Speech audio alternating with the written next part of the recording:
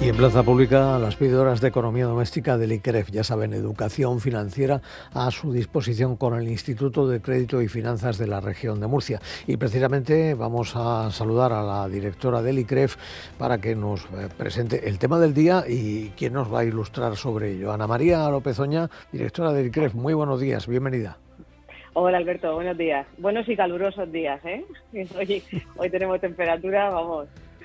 Pues mira, hoy vamos a hablar de un concepto que, bueno, lo oímos mucho, ¿no? En televisión, los oyentes lo escucharán, a políticos, cuando hablan de tema económico, ¿no? Y por tanto, pues al final ese tema económico repercute también en las finanzas de todos y está bien hablar de esto, ¿no? El estado del bienestar. Y vamos a explicar pues desde su definición y su origen hasta cuáles son sus retos actuales y sobre todo cuáles son sus retos futuros, ¿no? Y para ello pues hemos invitado a Nicolás González, compañero de la Consejería y director general de Economía, Estrategia y Contratación Centralizada, que como buen docente que es, pues nos lo va a explicar todo de una manera muy fácil y muy clara para que todos lo podamos entender. Bueno, pues mucho gusto que nos da saludar a Nicolás González. Muy buenos días y bienvenido a estas píldoras. Muy buenos días, don Alberto, Ana y todos los que nos escuchan. Yo tengo para mí que este es un espacio ambicioso porque nos metemos con cada tema que requieren y luego comprimirlos en poquito tiempo es también difícil. Pero bueno, vamos a ello. El estado del bienestar es el tema del día. ¿Cuáles son, Nicolás, los orígenes del estado del bienestar? Bueno, pues nos tenemos que remontar para hablar de ese concepto de estado del bienestar al siglo XIX, Alemania. Allí es donde empiezan las primeras medidas que abordan cuestiones laborales, se generalizan seguros obligatorios, fundamentalmente para acompañar a los trabajadores a lo largo de su vida. Es decir, para cubrir accidentes, enfermedades, invalidez, la jubilación. Ya damos un salto a mitad de siglo, en torno a los años 40 del siglo XX, donde nacen en el Reino Unido algo que todos los que nos escuchan con seguridad conocen, que son las cotizaciones sociales. Allí lo que se impuso fue que cada ciudadano tenía que pagar unas tasas para garantizar que todo el mundo pudiera acceder a una serie de prestaciones sociales en los casos que acabo de mencionar.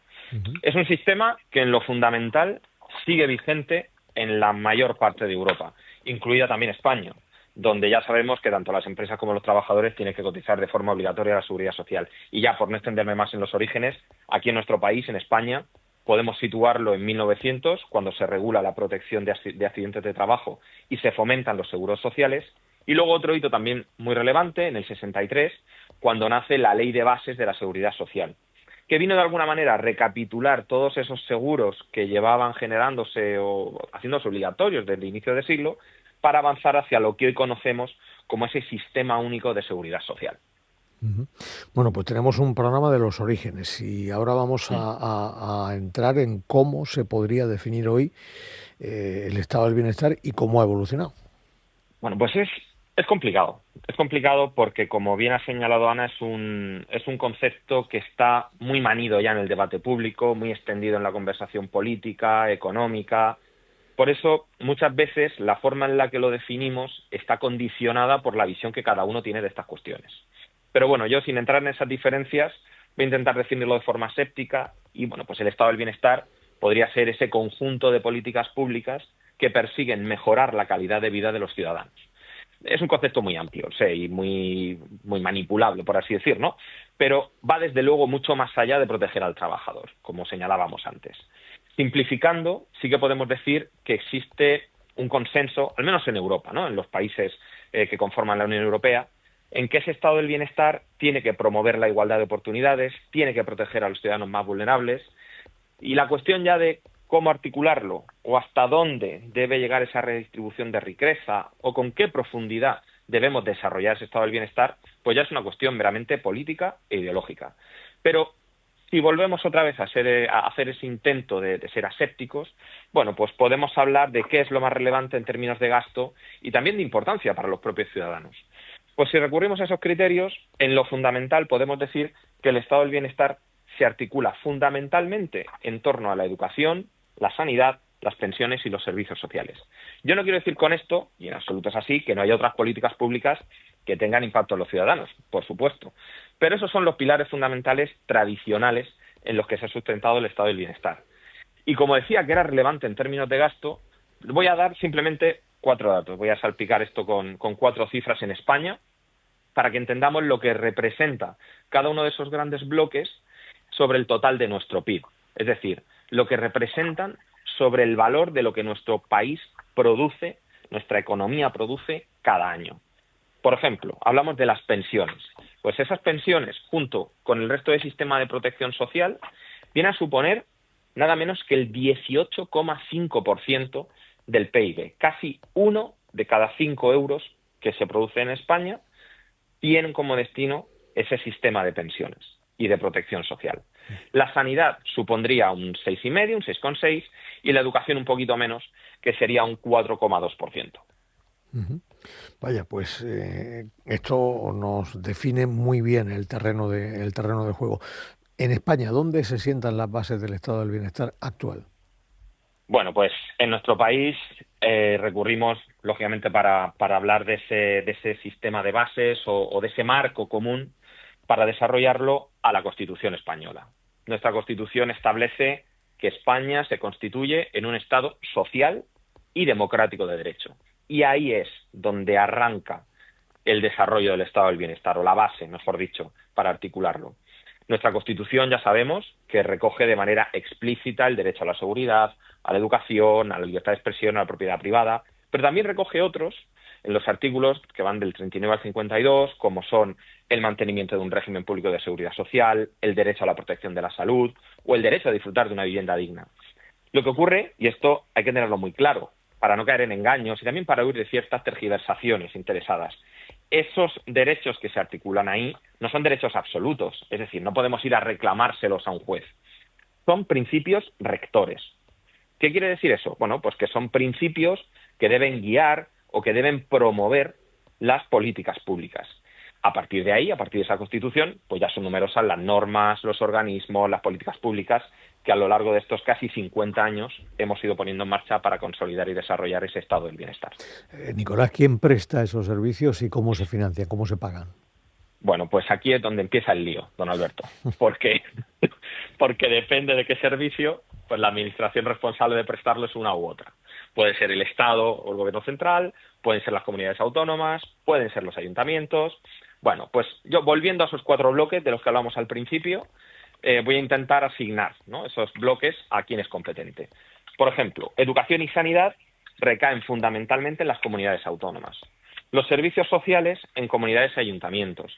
Y las pensiones son competencia exclusiva del Estado. Aunque, bueno, alguna noticia estamos oyendo por ahí de algún intento de trocear la caja única de la seguridad social que iría en sentido contrario. Pero a la pregunta de cómo se financian, pues la respuesta es sencilla. ¿Cómo se financia todo? Con nuestros impuestos, con las cotizaciones sociales y con deudas, si es que no llegamos con esos ingresos. En principio, las pensiones se deberían financiar a través de las cotizaciones, pero últimamente el Gobierno tiene que inyectarle más dinero. No cubrimos las pensiones con esas cotizaciones sociales. En 2024, por ejemplo, el Gobierno tuvo que inyectar 66.000 millones para poder garantizar las pensiones. Y en cuanto a sanidad, educación y servicios sociales, pues la financiación se articula a través del archiconocido sistema de financiación autonómica, que se nutre directamente de parte de impuestos como el IRPF o el IVA, entre otros. El Estado también inyecta otros recursos a ese sistema, pero en última instancia proceden también de esos impuestos o de otros. Y si no, como ya he mencionado, pues también de la deuda. La cuestión es que, don Alberto, como se entiende que estos servicios sanitarios, educativos y de protección social son básicos, las leyes establecen que debe garantizarse que todos los españoles, con independencia de donde vivamos, accedamos a ellos en condiciones de igualdad. Eso es el estado del bienestar. No hay estado del bienestar si no es para todos. Por ello, debe existir unidad a la hora de establecer cómo se aporta a esa caja común que financia el estado del bienestar, y también solidaridad entre los territorios, para que todos los ciudadanos al final tengamos garantizado un nivel de cobertura similar. La realidad, como suele suceder, difiere de la teoría y asistimos a una situación muy desigual. Como ya saben nuestros oyentes, la región de Murcia es la peor financiada de España por habitante, con unas diferencias que llegan pues en torno a los 1.000 euros con respecto a un ciudadano que viva en la comunidad mejor financiada, que es Cantabria ahora mismo. ¿Eso qué quiere decir cuando decimos que somos 1.000 euros infrafinanciados menos con respecto a la mejor? Pues que disponemos de 1.000 euros menos por persona para educación, para sanidad y para prestaciones sociales. Y ahora un ejercicio muy sencillo de matemáticas. Multipliquemos 1.000 euros por casi 1.600.000 habitantes.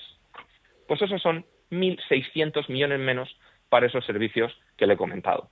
La diferencia, por tanto, es notable. Y para que se hagan una idea, con lo que recibimos de ese sistema de financiación, nosotros solamente cubrimos el 88% del gasto del estado del bienestar, es decir, educación, sanidad y protección social.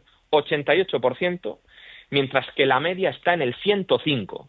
Es decir, pueden cubrir el estado del bienestar y además dedicar recursos a otras políticas como las de fomento de la competitividad o impulso empresarial.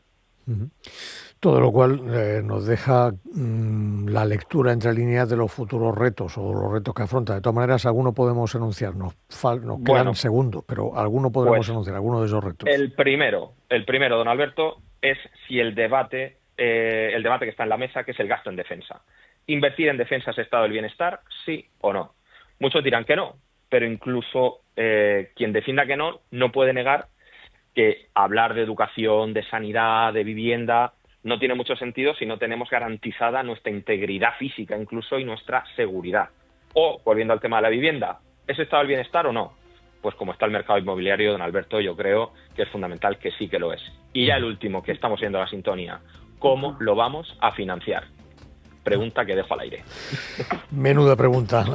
Ha sido interesante lo siguiente. Nicolás González, director general de Economía, y Ana María López Oña, directora del ICREF, a los dos. Muchas gracias. Buen fin de semana. Buen fin de semana. Gracias. En Onda Regional, Plaza Pública.